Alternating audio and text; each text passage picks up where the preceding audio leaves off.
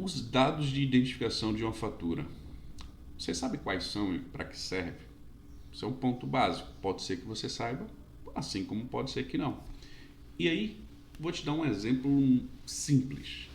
A gente, pelo menos eu vejo de vez em quando, não é todo dia porque eu também não consigo ter tempo, mas acredito que isso acontece todo dia com alguma empresa ou com alguma pessoa física. Quer pagar um boleto errado, quer pagar um documento achando que vai pagar lá o teu serviço de telecomunicações e, opa, é um golpe, é uma fraude.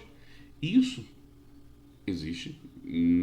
Não acredito que vai acabar tão cedo, porque é uma tática criminosa que ainda assim tem efeito, que o pessoal consegue receber pagamentos. Então, quando eu pego uma fatura, eu olho os dados de identificação, dentre outros pontos, mas aqui focando nos dados de identificação, que é o seguinte: qual é os dados da empresa que você contratou? A fatura ela não vai mudar de forma de um mês para o outro, a não ser que a prestadora informe que aconteceu uma alteração em todos os clientes. Se acontecer, liga para ela e confirma, se você não tiver sido informado.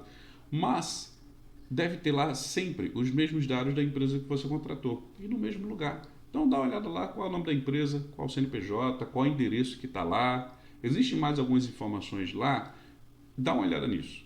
Segundo, quais são os seus dados de identificação? CPF, CNPJ, nome do titular é um nome de pessoa física, é uma pessoa jurídica. Nunca vai ser um endereço de e-mail, a não ser que você tenha um cadastro errado. Mas muitos golpes que eu vejo é o endereço de e-mail tal. Ou se a pessoa sabe o nome da pessoa, ela coloca lá. Mas fica de olho nisso, nesses dados de identificação. Por quê? Quais são? Acabei de te mostrar. Para que serve é evitar fraude. É evitar você pagar uma coisa que não deve. Ou outras coisas que já aconteceram. Eu tive um documento de cobrança que estava com o nome do cliente errado. Ou que estava com o CNPJ incorreto. E isso você tem que ver para ajustar junto à prestadora. Mas quem vai ver normalmente é o cliente. É a gente que vai ter essa visão. A prestadora, possivelmente, ela não vai fazer esse ajuste porque ela não vai ter uma pessoa depois olhando essa informação para ajustar. Isso vai ser a gente que provavelmente vai ter que fazer, tá bom? Então fica ciente que esses são os dados de identificação. E lembre-se, da prestadora e da gente como consumidor. São esses pontos que existem. Kleber, por exemplo, se eu contratei um serviço de uma empresa terceira, outra, vai aparecer lá os dados dela? Normalmente não.